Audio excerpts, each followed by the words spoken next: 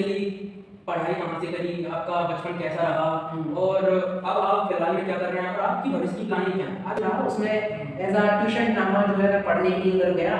Hindi medium school था, भूतिया school जिसको कहते हैं हमारे यहाँ। भूतिया स्कूल का सर जो है वो बिल्कुल अगर कहे कि उनके अंदर जो विचार है वो पूरे विकास दीदी कीर्ति सर जैसे विचार है, उसमें कोई दो राय नहीं है। तो कभी कभी पकड़े, एक हाथ से पकड़े हैं बोर्ड को, एक हाथ से लिख रहे हैं, मतलब संघर्ष जारी था। आपको लगता है कि आपको लगता है कि भगवान है या फिर आपका भगवान के प्रति क्या दृष्टिकोण है? जो इम्पोर्टेंट टीचर हैं जिनको आपको लगता है कि इन टीचरों ने टर्निंग पॉइंट, एक जो होता है ना टर्निंग पॉइंट, बन गए हो आपके लिए। कुछ सफेद रंग इसलिए आए, गांधी जी की याद दिलाए, तिरंगा मेरा 3 रंग का। नहीं था मैं, तो रोते रोते मैंने कहा कि दादाजी रोते ना, मैं कल आ जाऊंगा। भारत वो भारत है जिसके पीछे संसार। राम राम भाई सारे, आज हम लोग लेके आए धर्मेंद्र सर के साथ एक पॉडकास्ट जिसमें बेसिकली हम लोग जानेंगे कि उनके आज तक वो क्या कर रहे हैं और उनके जीवन के बारे में पूरा एक ब्रीफ इंट्रोडक्शन। उन्होंने अभी तक बीते 5 सालों में कैसे क्या नई नई चीज़ें सीखी, उन सबसे रूबरू होंगे। चलिए तो जानते हैं। नमस्ते सर।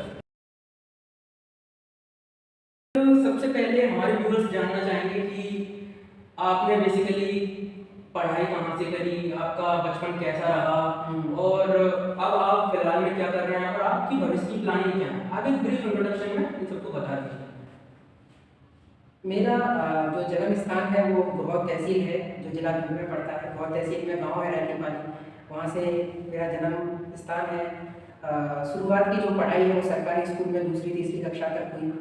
बाकी मैं फिर बहुत चौराहे पर आ गया, वहाँ मैं अपने बड़े पापा के पास में रहा, वहाँ पढ़ा। छुट्टियों में गांव में भी जाना हुआ करता था। चीज़ें बहुत चौराहे पर आकर के जितना मैं घर से अपने मम्मी पापा से दूर रह के जितना सीखा उतना शायद मैं घर पर रह के ना सीख पाता। वो ज़रूरी भी था मेरे लिए और मैं वहाँ रहा। फिर मैंने बहुत चौराहे पर ही जो सेंट्रल स्कूल है, उससे पहले मैं एक मोहित कॉन्वेंट स्कूल था, उसमें एज अ ट्यूशन नामा जो है मैं पढ़ने के लिए उधर गया। हिंदी मीडियम स्कूल था, भूतिया स्कूल जिसको कहते हैं हमारे यहाँ।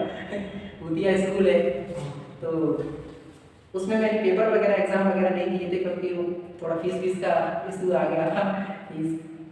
तो पापा ने कहा इसको इंग्लिश मीडियम पढ़ाएंगे।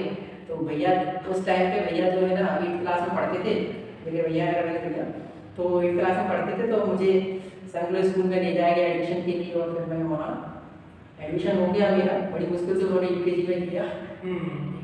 फिर वहाँ मैं जो है ना 6 क्लास तक पढ़ा, 7 तक। उसके बाद पापा की जॉब थी, बड़े पापा की, तो वो बहुत जाया करते थे, वो BRC थे बहुत में, तो उनके साथ में मेरा बहुत जाना हुआ।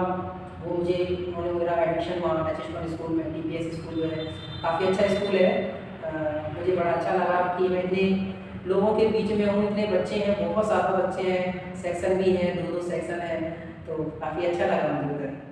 वहाँ का एक्सपीरियंस, काफ़ी अच्छे टीचर थे, खासकर वहाँ के पंकज सर का जो स्वभाव है, वो पंकज सर का स्वभाव सीखने लायक है। बहुत उनसे आप जितना कुछ सीख सकते हो। वो पंकज सर जो है वो बिल्कुल अगर कहे कि उनके अंदर जो विचार है वो पूरे विकास दीदी कीर्ति सर जैसे विचार है, उसमें कोई दो राय नहीं है। बिल्कुल उनसे प्रेरणा जो मिल सकती है वो जैसे विकास दीदी कीर्ति सर से हम प्रेरणा लेते हैं, वैसे पंकज सर से भी ले सकते हैं। उसके बाद जो भी है मैं 10th वहीं से किया।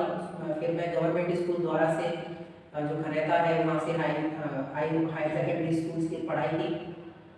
हालांकि मैं 11वीं क्लास में यहाँ आ चुका था, 11वीं 12वीं में ग्वालियर में यहीं से पढ़ा, 11वीं 12वीं यहीं से किया, कोचिंग वगैरह यहीं से की। जब मैं 12th में ही था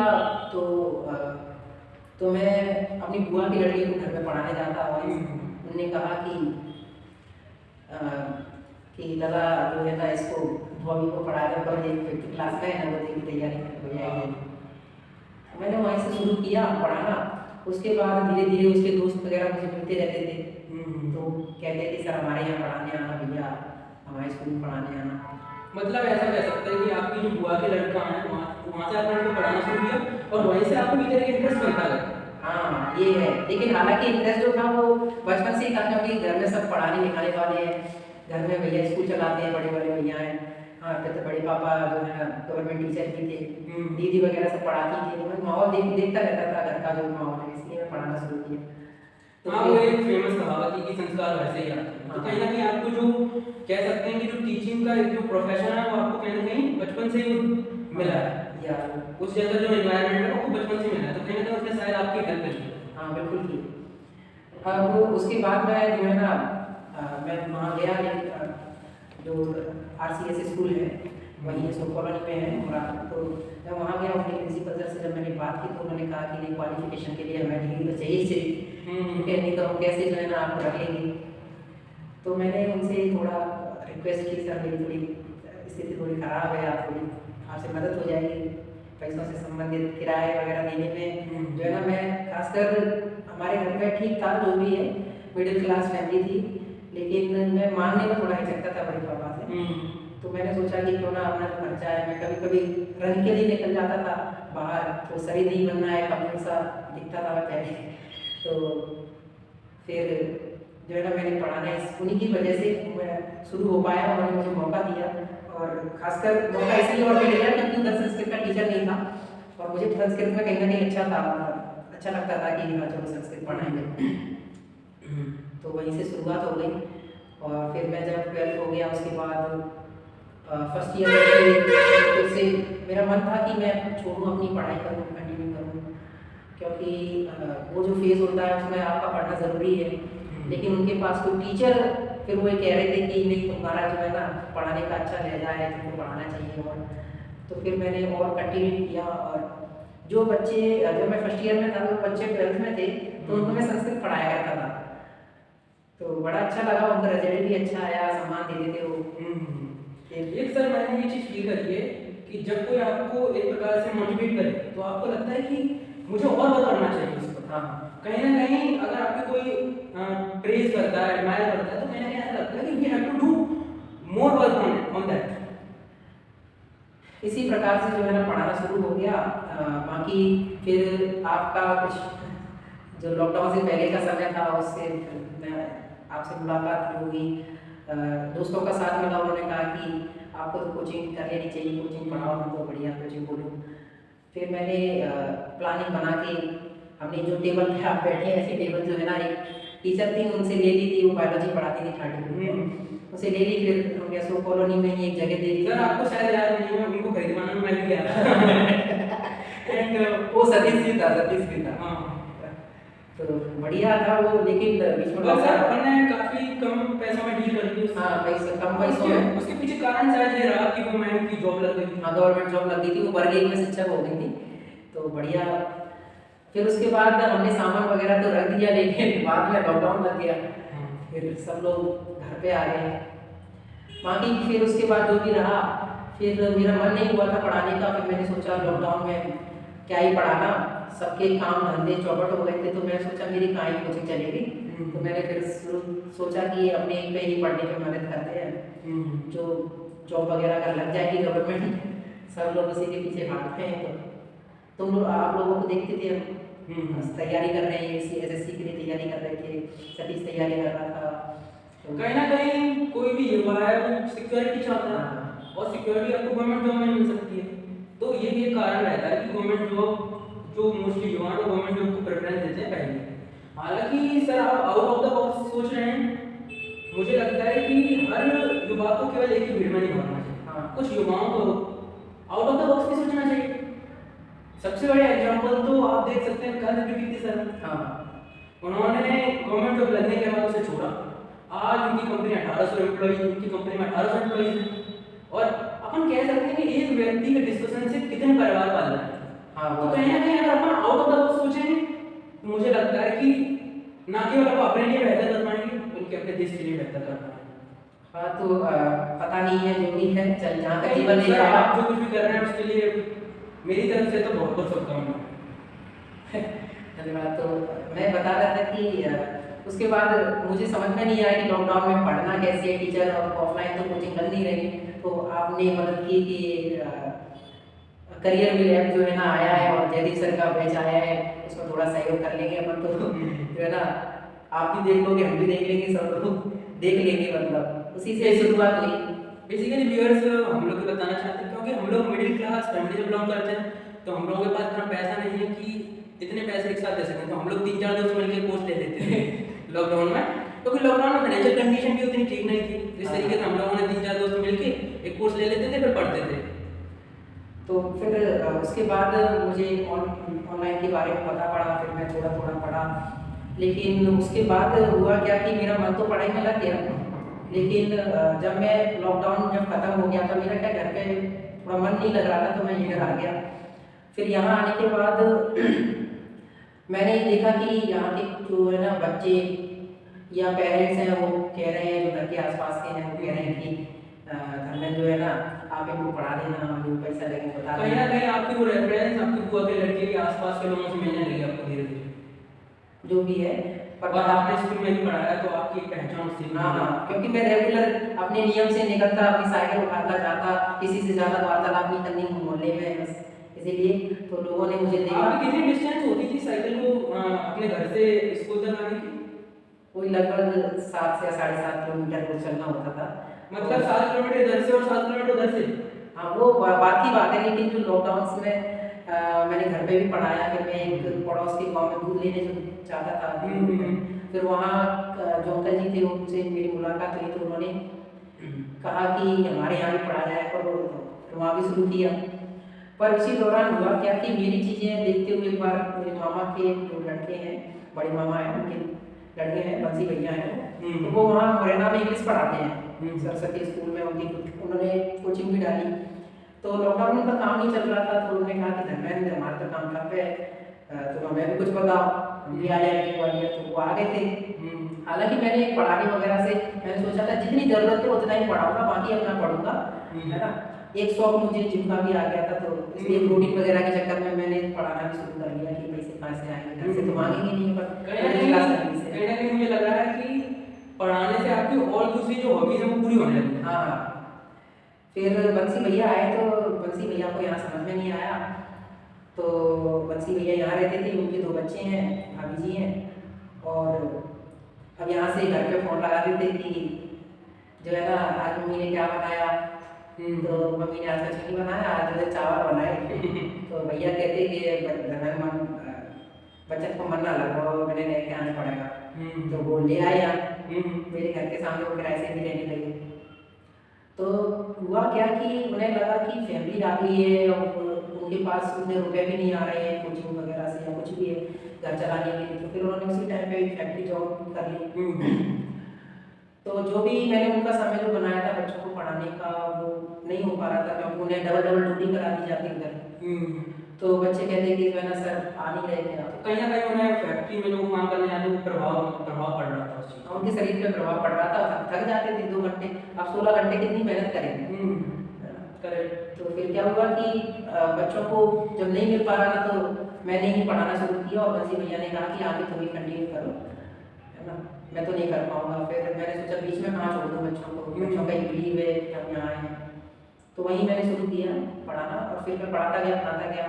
धीरे धीरे लॉकडाउन भी हटा, फिर एक पहचान बनती गई और आगे बढ़ते गए। मतलब ये कह सकते हैं कि आप अकेले चले थे और कारनामा बनता रहे। हाँ, कहीं ना कहीं मुझे लगता है जो भी लोग सफल हुए हैं वो उन्होंने अकेली शुरुआत करी, धीरे धीरे उन्हें सफलता मिलती है। अब थोड़ा काफ़ी ठीक चल रहा है। पहले तो मुझे जो है ना किराया खर्चा निकालने के लिए भी सोचना पड़ता था। एक जगह से जो मैं कमा रहा था वहाँ का किराया, वहाँ से जो कमाया वहाँ लगाना, ये सब चल रहा था। हालांकि हमने जो फर्श होता है, फर्श पे बैठा के बच्चों के शुरुआत की, उसमें 4-5 बच्चे शुरू हुए थे। धीरे धीरे टेबल हमने ले ली, फिर बोर्ड नहीं था, बोर्ड आपको बताएं मायका आता है, बोर्ड बनता है जहाँ, तो मायका आता है, मायका लगाते हैं। तो मायका मैं लेके आया 800 रुपये का, 4x8 फुट का आया। उसके मैंने 3 हिस्से किए, एक घर पे लगाया, एक ग्राउंड पे लगाया और एक कोचिंग पे लगाया। मतलब आप जुगाड़ू आपने जुगाड़ पूरी करी, आप काफी जुगाड़ू लग रहे हैं। तो क्या हुआ कि अब वो मायका मैंने लगा तो दिया, लेकिन सीढ़ी जब आई दीवारों में तो वो मायका अपने आप उखड़ने लगा, निकलने लगा उसमें से, और फिर वो टेढ़ा हो जा रहा था। तो वो सारे जो कीले वगैरह जो लगाए थे वो अपने आप दीवार से बाहर आ रही थी। तो कभी कभी पकड़े, एक हाथ से पकड़े हैं बोर्ड को, एक हाथ से लिख रहे हैं, मतलब संघर्ष जारी था। फिर धीरे धीरे ये हुआ कि हमने एक टेबल बनवा ली, डेस्क बनवा लिया, और एक स्टेज नामा जिसमें मैं खड़ा होकर पढ़ाता हूँ, और एक बोर्ड बनवा लिया।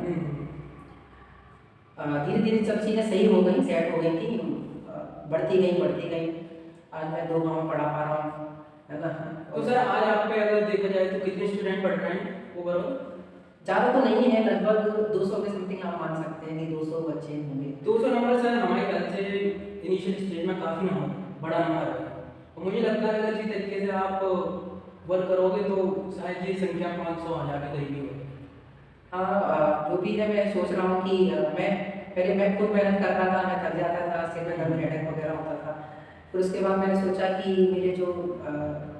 मेरे जो जानकार हैं, जो मुझे जानते हैं, उनकी हेल्प करनी चाहिए। वो भी मेरे पास में कभी कभी ना आते रहते थे, तो फिर मैंने उनको भी मौका दिया, और वो पढ़ा रहे हैं, अच्छा पढ़ा रहे हैं, तो फिर मैं उन्हीं को कंटिन्यू कर रहा हूँ। मेरे एक तरह साथी की तरह, जब मैं नहीं होता हूँ तो उस वजह से वो भी मेंटेन कर लेते जीवन को। कहीं ना कहीं सर मैं भी मानता हूँ कि अकेले सारा काम नहीं किया जा सकता। हाँ, आपको एक टीम को लेकर चलना है। If you are a future visionary person then you have to lead your team. You can not work alone. अभी मैंने ये देखा है कि मुझे थोड़ा अपनी जो हॉबीज़ हैं वो कहीं ना कहीं करनी है, और खासकर मैं सोच रहा हूँ कि अपनी लिए पढ़ाई के लिए समय निकालूं। इसलिए टीचर जो है ना रख रहे हैं, हम साथी जो है ना रख रहे हैं, जिससे मैं अपने आगे की पढ़ाई कर सकूँ। मेरा थोड़ा एम है, एक मन में है कि जो यूपीएससी करनी है। उसके लिए मैंने काफ़ी चिंतन किया हुआ है, सोचा विचारा है, लेकिन ये कहना कि शुरू नहीं कर पाया है। तो चिंतन कर लिया है, उसको शुरू करने में भी समय लगेगा, और मैं चाहता भी हूँ कि मैं एक पूरा मैच्योर हो जाऊँ, तभी जो है ना अगर सेलेक्ट होता हूँ तो और अच्छी बात है। तभी जो मैच्योरिटी जो है ना तब अच्छी लगेगी कि हाँ, मतलब बेसिकली आप पहले फाइनेंशियली इंडिपेंडेंट होना चाहते हैं। हाँ। उसके जब आप फाइनेंशियली ठीक ठाक इंडिपेंडेंट हो जाएंगे तब आप अपने जो गोल है उसको पूरा करें। हाँ, ये भी बेसिकली आज के युवा को ये सोचना चाहिए, क्योंकि फैमिली एक जो लो मिडिल क्लास फैमिली है वो आपको सपोर्ट कब तक करेगी। हाँ, ये आपकी जो सोच है वो मुझे बहुत बेहतर लगी है sir, and I want to congratulate for this because very few youngsters think about it. They think that why should I earn money? It's not about you that you should earn money. It's about the family. How long family earn for you? हाँ, This is ये the सही बात है कि जो है ना अपना खर्चा स्वयं भी उठाना चाहिए। आजकल के बच्चों में पेरेंट्स जो उठाते हैं खर्चा, उसको ये कल्चर सर फॉरेन में तो बहुत सही है। फॉरेन में after 16 years you have to earn for yourself, but in India ये धीरे धीरे कल्चर आएगा, और हमारे ख्याल से आज के युवा जो 20 से ऊपर 21 साल का हो गया उसको कुछ ना कुछ ऐसा करना चाहिए जिससे वो थोड़ा बहुत अर्न कर पाए। हाँ, सही है। तो सर अपन आगे बढ़ते हैं अपने क्वेश्चंस की ओर। आपने अपना ब्रीफ, हाँ सर आप थोड़ा अपना एजुकेशन क्वालिफिकेशन भी बता दीजिए। अच्छा, जिससे थोड़ा तो मैंने हायर सेकेंडरी की तक बात करी है ना, उसके बाद मैं श्यामलाल मांडवी जो कॉलेज है मुरार में, तो मैंने वहाँ से जो है बीए किया है। फिर उसके बाद नई सड़क पे मानव कॉलेज है, वहाँ से फिर मैंने एमए किया इंग्लिश से, और अभी मैं बीएड के लिए अप्लाई कर चुका हूँ। तो मतलब आप you are on the line of being a teacher. या टीचर की डिग्री वो मुझे लेनी जरूरी थी, क्योंकि मैं इलीगली हो रहा था ना कि आपके पास डिग्री है नहीं है, आप पढ़ा रहे हैं। क्योंकि अपने इंडिया में वही बात है ना कि अपने इंडिया में लोग डिग्री को देखते हैं, हाँ, वो ये नहीं देखेंगे कि आपके पास क्या स्किल्स है। पता नहीं है जो भी है, लेकिन मैंने सोच समझा कि वो करना मुझे ज़रूरी है। तो सर दूसरा क्वेश्चन मेरा ये है कि आपको लगता है कि भगवान है, या फिर आपका भगवान के प्रति क्या दृष्टिकोण है? मेरा मानना ये है कि भगवान है, भगवान वास्तव में है, और भगवान नहीं होता तो शायद हम लोग ना होते। लेकिन भगवान है कहाँ है, ये बहुत बड़ा क्वेश्चन है। इसको अभी तक कोई नहीं जान पाया है। मतलब you have the positive feeling about God. हाँ, यू थिंक गॉड एग्जिस्ट?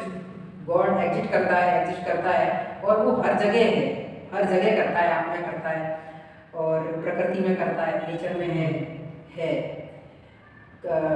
ये सही भी है कि मंदिर बन गए हैं, मंदिर हैं, मस्जिद हैं, गुरुद्वारे हैं, घर पे आप मूर्ति बना लेते हैं, मंदिर बना लेते हैं। ये बहुत आप जो भगवान को आप प्रकृति में ढूंढ रहे हैं, कहाँ है भगवान, कहाँ है, एक चलो एक जरिया मिल गया कि ये है, यहाँ से जो है ना मुझे संकेत मिलते रहेंगे। हाँ, तो काफ़ी ठीक है, भगवान है भी।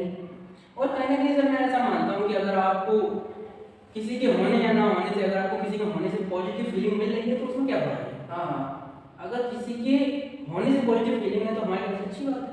अगर आपको ऐसा लग रहा है कि हमारे पीछे कोई है तो this is good, what's wrong in this. देखो भगवान मानने का मेरा मैं खुद अपना एक बताऊँ तो भगवान मानने का ये मेरे लिए काफ़ी ठीक रहता है कि मैं भगवान को मानूँ।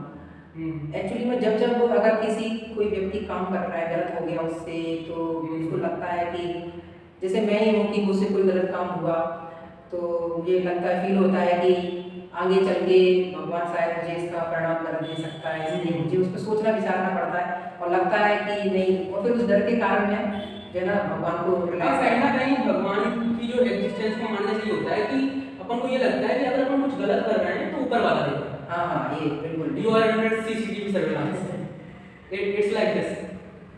तो यही है कि भगवान है, वास्तव में है। अगर नहीं है तो उसके बारे में जिसको सोचना है वो सोचे, और जो सोच रहा है कि भगवान है तो वो भी सोचे, है ना। दोनों को आजकल खासकर धर्म के मामले में भी थोड़ा मतभेद हो गए हैं, वो भी ना होना चाहिए कि हिंदू धर्म, मुस्लिम धर्म, सिख, जैन, पारसी वगैरह ये जो धर्म है इनमें भी जो है ना बहुत सारे मतभेद चल रहे हैं। और कहीं ना कहीं लोगों को मतभेद को हटा के एक ठीक ठाक तरीके से मिलना लोग जीना चाहिए। ऐसे क्या दिक्कत है, कुछ जो भी धर्म है जिनसे कुछ अच्छी सीखा मिल रही है उन्हें ग्रहण कर लो, वहां सबको हटा दो, ऐसी क्या दिक्कत है। बहुत सही। तो हमारे दर्शक जानना चाहते हैं कि आप यहाँ तक की सफलता में किस टीचर को श्रेय देना चाहते हैं। यानी मैं ये जानना चाह रहा हूँ, या हमारे दर्शक ये जानना चाह रहे हैं कि ऐसे कौन कौन से जो इम्पोर्टेंट टीचर रहे हैं जिनको आपको लगता है कि इन टीचरों ने टर्निंग पॉइंट, एक जो होता है ना टर्निंग पॉइंट, बन गए हो आपके लिए।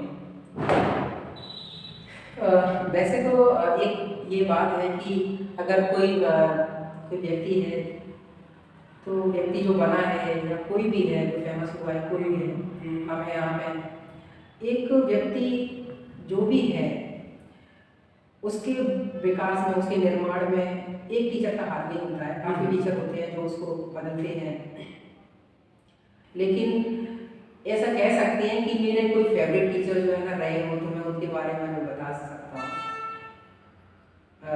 फेवरेट टीचर दो जो है ना मुझे लगते हैं, एक संकुल स्कूल में राकेश सर थे, राकेश सावला सर, वो हिंदी पढ़ाया करते थे। 5th क्लास तक उन्होंने हिंदी पढ़ाई, फिर बाद में वो संस्कृत भी पढ़ाने लगे। और संकुल स्कूल में बहुत फेमस है, अच्छे बच्चे जो है ना उनसे डरा करते हैं। और दूसरा KPS स्कूल में मैं जब पहुंचा, प्रशिक्षण पब्लिक स्कूल, तो वहाँ राजीव सर मुझे मिले। राजीव सर से सर पर्सनली मैं भी मिला हूँ। मैंने उनके भीतर जो शालीनता और जो लोगों से बात करने का जो तरीका देखा है, वो I have never seen such a person before. मेरा उनका मानने का ये भी है कि राजीव सर मतलब बहुत अच्छे इंसान हैं। और क्या है कि मैं जब बहुत चौराहे से 5 किलोमीटर 6 किलोमीटर का डिस्टेंस है हमारा बहुत में और बहुत चौराहे में, चौराहा पर, तो वहाँ मैं जो जब गया DPS में गया तो मुझे एक सिंगल बच्चा ऐसा नहीं मिला, करीब स्ट्रेंथ 1000 के समथिंग होगी, लेकिन मुझे ऐसा कोई भी सिंगल बच्चा या कोई टीचर या कोई मैं जानकार कोई नहीं है मेरा कि मैं जिसको जानता हूँ। उस बीच में सर ने मुझे क्लास में जब वो आए, पहले ही क्लास में जब वो आए तो उन्होंने मुझसे पूछा कि क्या नाम है तुम्हारा, कहाँ से आए हो। तो मैंने बताया कि मैं बहुत चौराहे से आया हूँ और संकुल स्कूल में पढ़ा हूँ। तो उन्होंने मुझसे पूछा, उसके बाद उन्होंने कहा कि मैंने भी संकुल स्कूल में जो है ना कुछ 3-4 महीने पढ़ाया हुआ है, अच्छे स्कूल में। तो उन्होंने कहा कोई दिक्कत हो ना तो बताना मुझे, है ना, कोई भी परेशानी हो तुम्हें, है ना, तो बताना, कोई तंग करे तो बताना। मुझे अच्छा यहाँ से लगा, दूसरों को पढ़ाते थे तो बहुत समझ में आता था। मैंने खासकर 10th क्लास तक कोई कोचिंग जो है ना नहीं लगाई, मैथ्स की या कुछ की कोई कोचिंग नहीं लगाई। वैसे सर आजकल तो कोचिंग आपको पता है फैशन हो गया। हाँ वो तो है।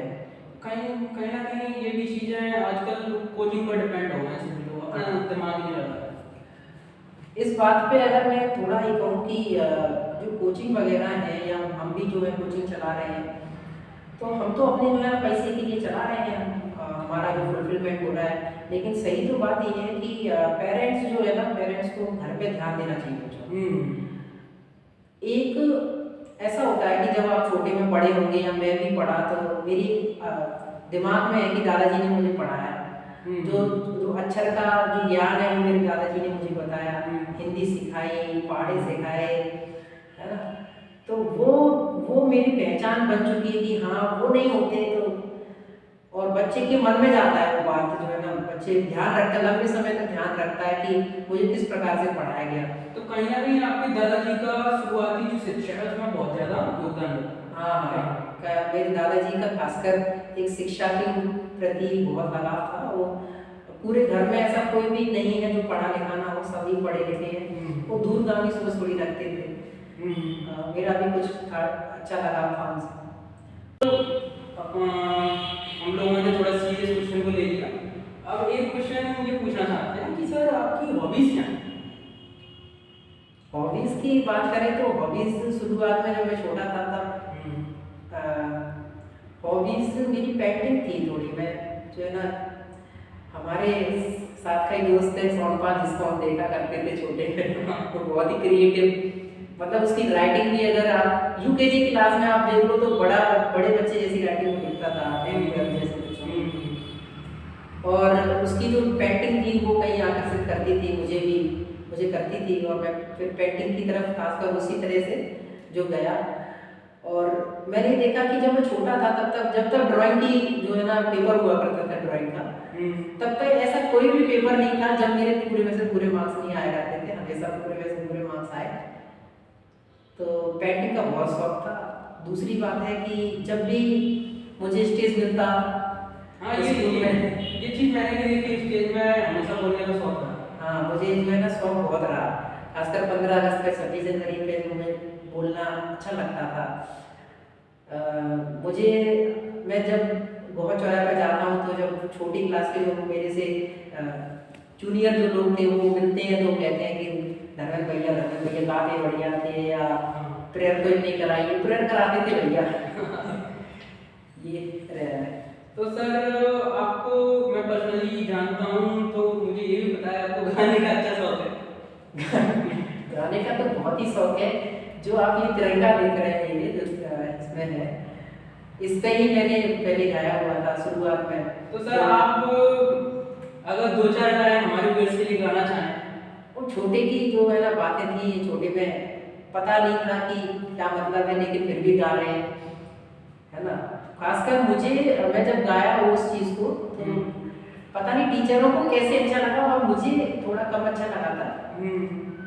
लेकिन टीचरों ने बहुत तारीफ की। मैं अभी भी जाता हूँ, उनसे मिलता हूँ संगुल स्कूल में जाके, तो उन्होंने काफ़ी तारीफ की है मुझसे। वो ये ऐसे था कि तिरंगा मेरा 3 रंग का, मुझे केसरिया रंग इसीलिए भाई, वीरों की याद दिलाए, तिरंगा मेरा 3 रंग का। फिर मुझे सफ़ेद रंग इसीलिए भाई, गांधी जी की याद दिलाए, तिरंगा मेरा 3 रंग का। फिर ये लाइन थी कि मुझे हरा रंग इसीलिए भाई, हरियाली की याद दिलाए, तिरंगा मेरा 3 रंग का। इस प्रकार तो कहीं ना कहीं आपका देश के प्रति बहुत ज़्यादा लगाव है, झंडे के प्रति, देश के प्रति, देश के प्रतीकों के प्रति। हाँ, देश के प्रति जो है ना। और सर रिसेंटली अपन लोग अमर जवान ज्योति घूम के आए। हाँ, नेशनल वॉर मेमोरियल में हम घूम के आए। बहुत अच्छी जगह है, बहुत शांति की जगह, बहुत स्वच्छ जगह है। मेरे ख्याल से हम सभी लोगों को वहाँ एक बार तो जाना चाहिए, और वहाँ फील करना चाहिए कि जिन लोगों ने अपने देश के लिए जान दी, तो कम से कम उनको श्रद्धांजलि दे पाएँ, वहाँ वो फील कर पाएँ, बैठ एंड सोचें कि वास्तव में अपन देश के लिए क्या कर सकते हैं।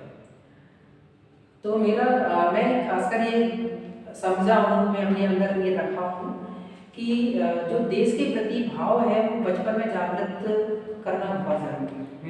अगर बचपन में किसी बच्चे के अंदर देश के प्रति भाव जागृत हो जाए, तो वो ही ना देश के लिए बहुत काम अच्छा कर सकता है। मेरे अंदर था और पहले से था कि मैं जो गाया करता था राष्ट्रीय गीत वगैरह जो है ना, या जो भी मुझे गीत मिलते थे, पैट्रियोटिक सॉन्ग मिलते थे, वो मैं गाया करता था। तो खासकर दीदी का बहुत बड़ा वो रहा। दीदी ने मुझे ऐसे चुन चुन के ऐसे ऐसी चीज़ें दी, बहुत अलग थी वो चीज़ें। मतलब जब भी मैं गाता था मुझे बहुत अच्छा लगता था, इंटरेस्ट आता था गाने में। यही था। तो कहीं ना कहीं आपका देश के प्रति आपके परिवार का, आपके टीचरों का बहुत बड़ा योगदान रहा है।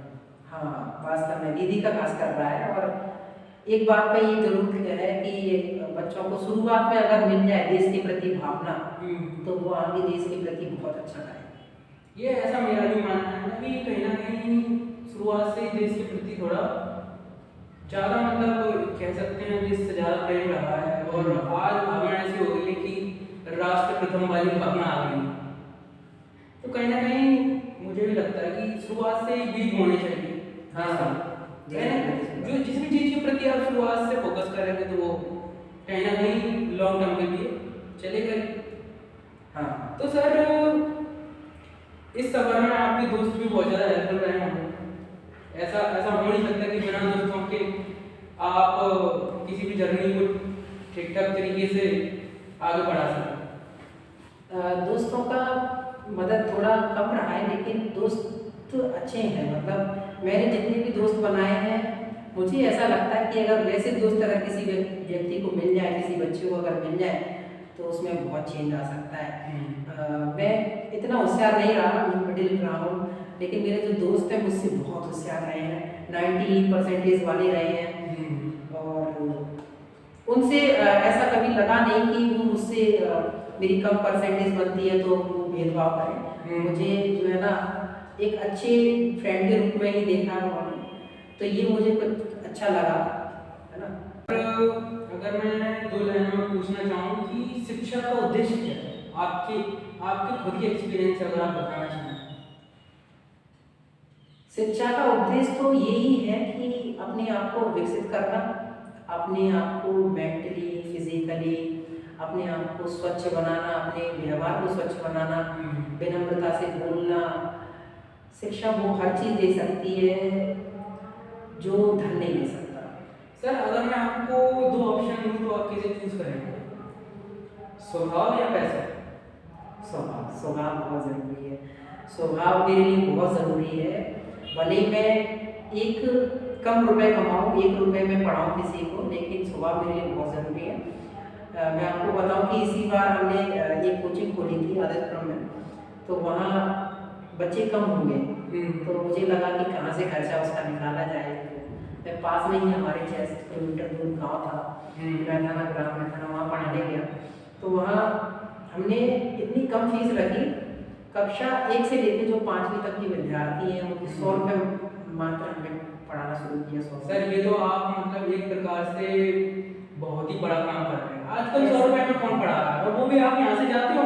हाँ, वहाँ जाता हूँ। मतलब उसमें खुद की भी मेहनत, समय, काफ़ी सारी चीज़ों को भी 100 रुपये में जो भी है, लेकिन थोड़ा अच्छा लगता है।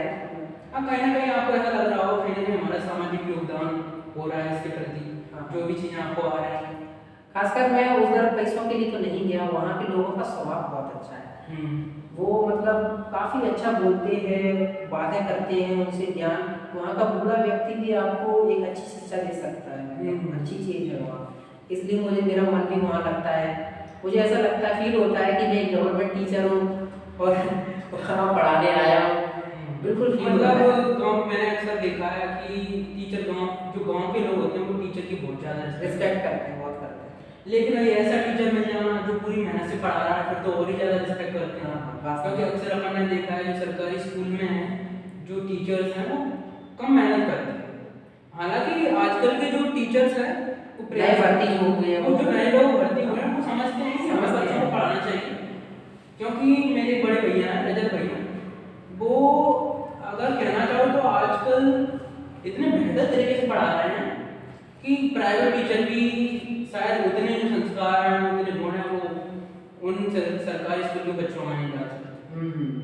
तो ये केवल % डिपेंड करता है शायद कि आप किस तरीके से बच्चों को क्या सिखाना चाहते हैं, क्या योगदान रहता है आपका।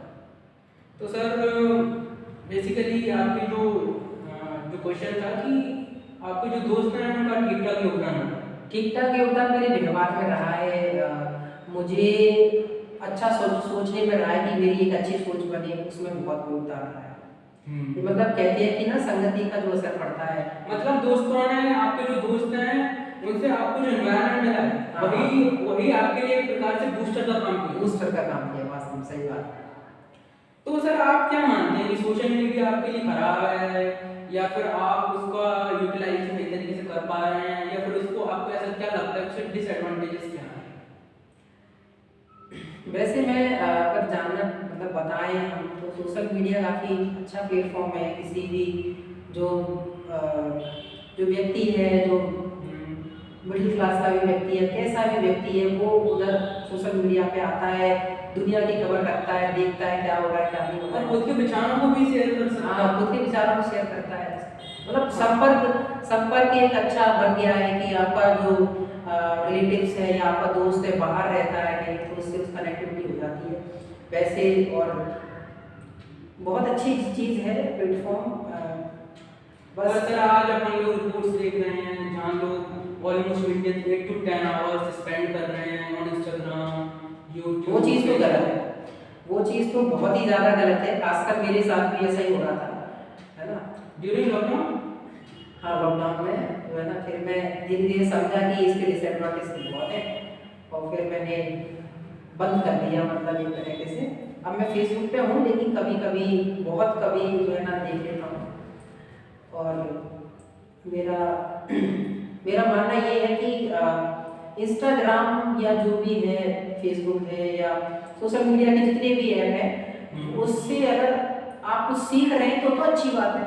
अगर आप सीख नहीं रहे हैं उससे, आपका मतलब आपका आप नई नई चीज़ों को, बेहतर चीज़ों को सीख रहे हो, बस आपकी प्रोग्रेस नहीं हो रही, हाँ हाँ तो फिर वो गड़बड़ है। मैं क्या है कि अगर आपकी सराहना कर रहे हैं आसपास के लोग तो उसको एक्सेप्ट करना ठीक है। अगर सराहना नहीं कर पा रहे हैं, आपको मम्मी भी टॉर्चर कर रही है कि क्या मोबाइल में लगा रहता है ये, तो गेम खेलता रहता है, तो वो कहीं ना कहीं आपके लिए आपको बुरा प्रभाव में ले जा रही है। कहीं ना कहीं सर आजकल जो गेमिंग है वो भी कहीं ना कहीं युवाओं को भटका रहा है। वो भटका रहा है, बहुत भटका रहा है। क्योंकि मैंने अपने जो दोस्त हैं या मेरे छोटे भाई वगैरह हैं सबको देखा है कि कहीं ना कहीं वो अपने दिन की 4 से 5 घंटे गेम में खराब कर रहे हैं, यूट्यूब पर कर रहे हैं, और यूट्यूब पर भी वो सारी चीज़ें सीख रहे हैं जिनसे उनको नॉलेज ही नहीं मिल रही। तो कहीं ना कहीं मुझे ऐसा लगता है कि जो भी सोशल मीडिया प्लेटफॉर्म है अपन को नॉलेज एनहांस करने के लिए करो ना उसका यूज। ऐसी क्या दिक्कत है? जैसे आज मोबाइल सबसे बड़ा आविष्कार है, आजकल अपन को दुनिया की कोई भी खबर हो सकती है। जैसे इजराइल और हमास का देखो, इजराइल और हमास कॉन्फ्लिक्ट चल रहा है, तो उसमें ऐसी क्या दिक्कत है अगर आपको दुनिया के बारे में जानने का मौका मिल रहा है? और खासकर सोशल मीडिया एक ऐसा भी प्लेटफॉर्म है जिसमें बहुत जल्दी अगर किसी के कंटेंट अच्छा लगता है तो वो ग्रुप वायरल भी होता है, वायरल हो जाता है। वो अंकित मैनपुरिया को आप जानते हैं, पीएम मोदी से भी मिल गए, है ना। तो कहीं ना कहीं ऐसा हो सकता है कि सोशल मीडिया का अगर बेटर यूटिलाइजेशन हो, हाँ, तो आप जमीन से आसमान तक जा सकते हैं। वो बहुत सही चीज़ है और बस उसका यूटिलाइज करना आना चाहिए। करेक्ट है सर। तो move forward to the next question. Sir basically क्योंकि आप टीचर हैं तो ये क्वेश्चन तो बनता ही है कि as a teacher what is the message that you want to give to the students? As a teacher मेरा यही है कि बच्चे जिस क्लास में भी पढ़ रहे हैं उनकी चीज़ों को समझ के रटना भी शुरू करें। रटना बहुत ज़रूरी है। अगर वो रट लेंगे ना चीज़ों को, मतलब उसको दिमाग में फिट करें। ऐसा ना सोचे कि हाँ हमने समझ लिया और उसे दिमाग में फिट नहीं। होता क्या है कि बच्चों के अंदर, खासकर हमारे अंदर भी वो चीज़ रही कि बच्चों को मालूम है मेरा टेस्ट है, मुझे फेयर है या मुझे याद करके जाना है, पेपर आ रहा है मुझे याद करना है, उस चक्कर में वो याद भी कर लेते हैं। कुछ बच्चे जो है ना टॉपर को लिख भी देते हैं लेकिन उसके बाद भी वो भूल जाते हैं उन्होंने क्या लिखा क्या नहीं लिखा। लेकिन ये डेफिनेटली ये सही बात है कि अगर आप जो भी बचपन में आपने सीखा होगा उसी को आप बड़े होकर दोहराओगे। इसलिए कंटेस्ट होना बहुत जरूरी है हर एक चीज। ये सर आप बिल्कुल सही कह रहे हैं। जो श्लोक मैंने 6वीं क्लास में याद करे थे, चाहे वो रटे में कुछ भी हो, लेकिन आज उनका बेटर यूटिलाइजेशन मैं कर पाता हूँ। शायद मैंने उन्हें रटना ही वो मेरे दिमाग में एकदम फिट हो चुके हैं। हाँ, तो आप ये सही कह रहे हो कि कहीं ना कहीं जो रटना है वो इतना बेकार बात तो नहीं, नहीं। बट उसे समझ के रटना ठीक था। समझ के रखना बहुत ज़रूरी है। और मैं तो ये कहूँगा कि बच्चा उस चीज़ को हमेशा ध्यान रखे, है ना, क्योंकि जो भी बचपन में सीखा होता है वो ही आगे बहुत काम आता है, याद आता है ना, वो ही भूलता है, वो ही मुंह से निकलता है बचपन की चीज़ें। नहीं, बचपन के जितना भी नॉलेज है वो अपन को बहुत लॉन्ग टर्म तक याद रहता है। ये I am totally agree with this. Sir एक और सवाल है कि क्रिकेट को आप कितना पसंद करते हैं? क्रिकेट को मैं पहले तो पसंद नहीं करता था। मैं जब बचपन छोटा था तब बहुत, तब मुझे बिल्कुल क्रिकेट पसंद नहीं था। मेरे भैया को बहुत था। और मतलब मुझे मूवी देखना बहुत पसंद लगता था जिसमें मार धाड़ हो ऐसी मूवी मुझे अच्छी लगती थी। और हुआ क्या कि 2005 या 6-7 की बात है, उस टाइम पे MS धोनी जो खेलने आए, बड़े बड़े बाल बड़े बड़े बाल, और हम भैया से कह रहे थे कि नहीं हमें नहीं देखना मैच, वो फिल्म आ रही थी, फिल्म लगाओ, संडे का दिन था उस दिन। और सहयोग की बात है संडे है सहयोग की बात है, संडे है। तो उस दिन क्या हुआ कि भैया ने ये कहा कि देख तो जो बहुत अच्छा खेलता है, छक्के लगाता है। तो हालांकि मतलब उन्होंने आपकी भी क्यूरियोसिटी डेवलप कर दी। हाँ, और खासकर छक्का चौका जो भी है वो थोड़ा बहुत मुझे जो भी पता था, क्योंकि हम भी खेलते थे, हम दोनों भैया साथ में खेलते थे। पीछे बाउंड्री थी घर के पीछे, तो उधर ही खेलते थे। तो मुझे लगा कि छक्का मारता है, देखते हैं कैसे मारेगा। धीरे धीरे वो देखा, तो उस दिन ये समझ लो कि उन्होंने इतने छक्के चौके, मतलब मुझे मुझमें इंटरेस्ट पैदा कर दिया देखने का। तो जब भी फिर क्रिकेट होती थी तो मैं देखा करता था। ज़्यादातर मैं देख लेता था, लेकिन पढ़ाई को लेकर के थोड़ा चिंता वगैरह रहती थी तो नहीं देख पाता था। लेकिन 2011 का वर्ल्ड कप भी मैंने नहीं देखा। फिर उसके बाद मैंने देखना शुरू किया, क्योंकि 2011 साल का वर्ल्ड कप जो MS धोनी ने अपनी कैप्टनसी में जो जिता लिया, तो उसके बाद लगा कि नहीं, मैंने व्यक्ति को देख के जिससे सीखा है कि हाँ इसको देखना चाहिए, तो उसको और देखना चाहिए आगे चल। फिर मैं 2015 का जब वर्ल्ड कप हुआ उसको मैंने काफ़ी इंटरेस्ट के साथ देखा। सेमीफाइनल हुआ ऑस्ट्रेलिया के साथ में, और हमारे बड़े भैया के दोस्त और मुझसे बड़े भैया, मैं, हम लोग सोफा पर बैठ के बढ़िया TV देख रहे हैं, मैच चल रहा है। वो बहुत मतलब मुझे बहुत इमोशंस आ रहे थे। ऑस्ट्रेलिया ने पता नहीं कुछ अच्छा स्कोर कर दिया था, और बैटर्स सारे जो है ना आउट होते जा रहे थे। धीरे धीरे धोनी पे उम्मीद जगी मुझे। फिर उसके बाद कुछ ही थोड़ा बहुत अच्छा वो खेले, मेंटेन जितना कर सकते थे करा। उसके बाद जैसे ही वो आउट हुए, मन बहुत उदास हो गया। मतलब कहीं ना कहीं आपकी उनसे मतलब ये जुड़ी थी कि ये मतलब धोनी, मन बहुत उदास हुआ, थोड़ा आंसू भी निकल गया है। उस दिन से मैं सोच लिया कि अब मैच नहीं देखेंगे क्योंकि जब मुझे लगा कि सेमीफाइनल था, बस वो जीत जाते तो फाइनल भी देखते, एक और वर्ल्ड कप हमारे पास आ जाता। फिर मैंने शायद 2019 में फिर से वर्ल्ड कप जब देखा, तो वो मैं देख रहा था, उधर धोनी जो है ना रन आउट हो गए। अच्छा न्यूजीलैंड से जो है ना, तो रन आउट हो गए। उस टाइम में धोनी ने सब लोग दुखी हो गए थे। उस दिन भी जो है ना, वो भी सेमीफाइनल ही था, बहुत पूरा क्राउड जो भी था वो दुखी ही था। मैंने देखा, मैं TV में खासकर देख रहा था, धोनी की थोड़ी वो रोने वाली जैसी जो, उन्हें बहुत निराशा फील हो रही थी। उसके बाद फिर मैंने देखना शायद सही नहीं समझा। धीरे धीरे धोनी भी जाते गए चीज़ों से। फिर IPL में वो खेलते रहे, तो एक आध बार कभी हमारे मामा के यहाँ बहुत धोनी को पसंद करते हैं। और नाम है मामा के यहाँ, ये समझ लो धोनी को बहुत पसंद करते हैं। IPL उस टाइम शुरू हुआ था, तो ऐसा हमारे मामा के यहाँ IPL देखते थे लोग, आते थे, भीड़ लग जाती बहुत। और खासकर अपने इंडिया में क्रिकेट का क्रेज ही इतना मतलब एकदम बढ़ा। खासकर वो सीएसके को मतलब बहुत ज़्यादा चाहते थे। और जब जब मैं वहाँ मुरैना गया तब तब सीएसके का मैच मैंने वहाँ देखा है वास्तव में। क्योंकि अच्छा लगता है। फिर मैं धीरे धीरे बाद में पता पड़ा कि आईपीएल भी है, वहीं से पता पड़ा मुझे। धीरे धीरे मैंने आईपीएल एक आध बार जो देखा, मैं ज़्यादा तो नहीं देखता फिर, लेकिन धोनी की वजह से मैंने वास्तव में टिकट लिया। तो कहीं ना कहीं ऐसा कहा जा सकता है कि क्रिकेट में जो धोनी है वो आपके इंस्पिरेशन। हाँ नहीं, काफ़ी अच्छे हैं वो और मुझे बहुत अच्छे लगते हैं ऐसा। तो ओवरऑल देखा जाए तो एक क्वेश्चन और मैं पूछना चाह रहा हूँ कि जैसे ये तो बात हो गई कि क्रिकेट में आपके जो धोनी सर हैं वो बहुत ज़्यादा आप उनके बहुत बड़े फैन हैं। हाँ बिल्कुल। कहीं ना कहीं अगर आपको देखा जाए कि पूरी लाइफ में आप जिनके कह सकते हैं इनके पदचिन्हों पर चलना चाहेंगे तो वो कौन से व्यक्ति हैं?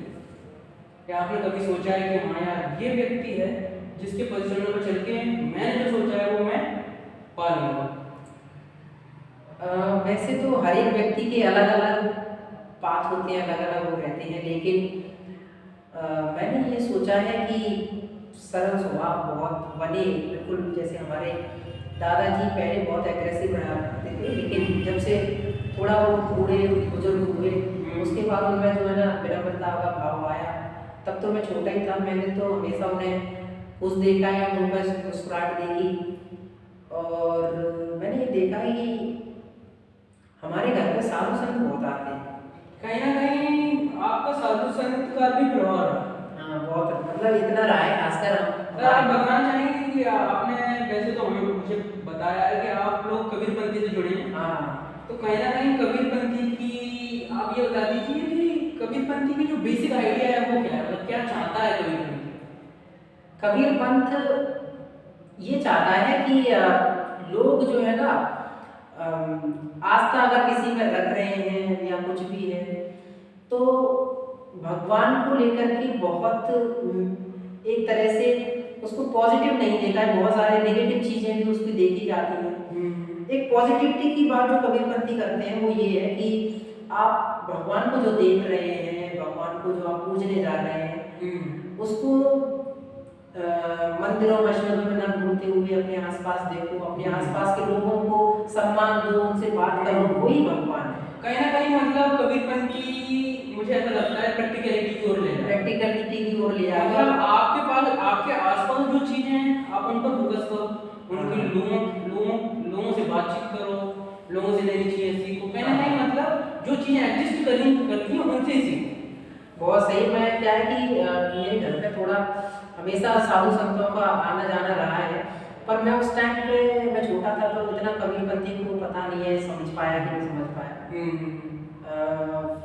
पर मैं जो भी है कि दादाजी से थोड़ा लगाव था, वो कबीरपंथी नहीं हुए थे, तो वो भजन वगैरह आरती वंदना वगैरह होती थी हमारे घर में, तो मैं उनकी थोड़ी मदद करवाता था। वो जब गाते थे धीरे धीरे मैं सुनते तो पास में बैठता था, धीरे धीरे सुनते सुनते फिर आरती वगैरह उनकी याद हो गई, और फिर मैं ये अगरबत्ती वगैरह लगा के फिर आरती हम गा रहे हैं, ये सब होता था।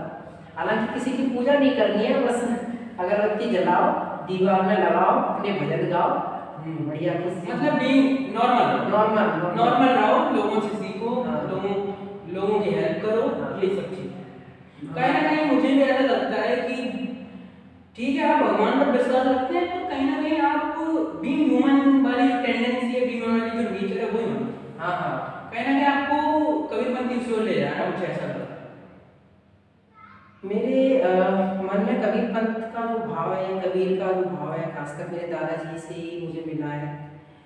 शुरुआत में जब दादाजी थे तब तो मुझे इतना नहीं लगता था, लेकिन जब 2012 में वो खत्म हो गए थे तो एक वाक्य जो है ना वो ये है कि अक्सर मैंने बताया है क्लासों में कि पता नहीं एक चीज़ मुझे परेशान हमेशा किया है कि मैं धनतेरस का दिन था, दिवाली का ही समय था उस टाइम पे, धनतेरस का दिन था, तो रात को धनतेरस के दिन, हालांकि दिवाली छोटी दिवाली आ रही है और मैं धनतेरस और दिवाली की छोटी, उस दिन मुझे आभास हो गया कि पहले से ही आभास हो गया कि दादाजी मतलब जा रहे हैं।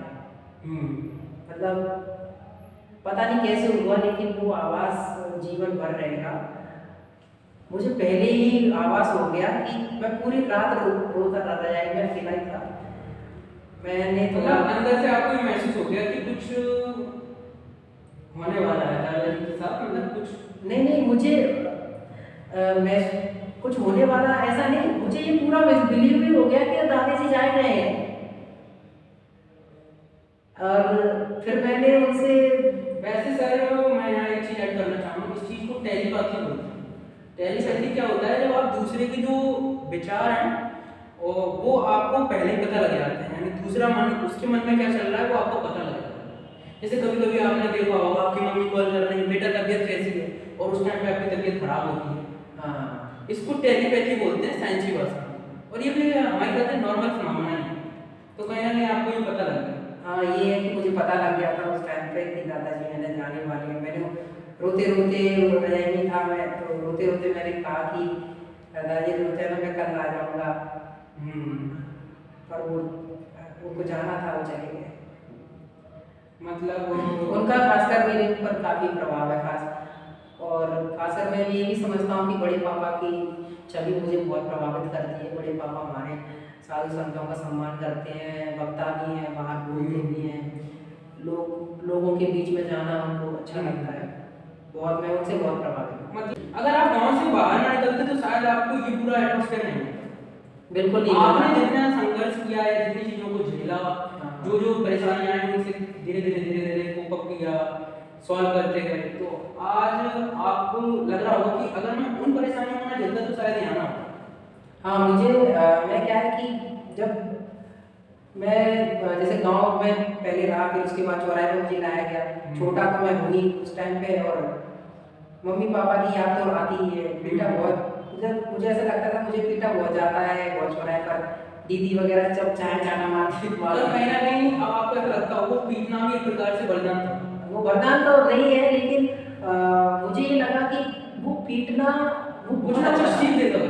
सीख मतलब ये है कि मुझमें सहनशीलता वहाँ से बहुत बढ़ी। सहनशीलता मैं आज भी देख रहा हूँ, और आज भी देखता हूँ आपके बोलने के स्वभाव में।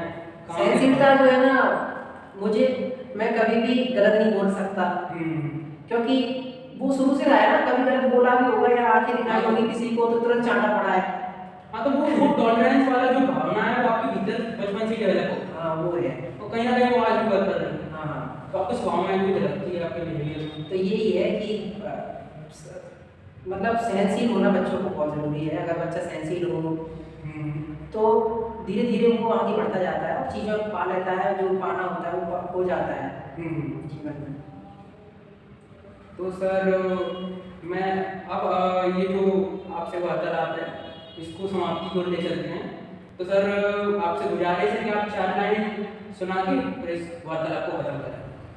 कोई भी 4 लाइन देश के प्रति या जो भी आपको अच्छी लगती हो वो आप सुना दीजिए। देश के प्रति वैसे मैंने काफ़ी कविताएं सुनाई हुई है स्कूल टाइम पर। सर अगर मेरी इच्छा पूछोगे तो आप वाला सुना दीजिए, जब जिलो दिया मेरे भाई। अच्छा, तो वो अच्छा सॉन्ग है बहुत, मतलब मुझे बहुत अच्छा लगता है।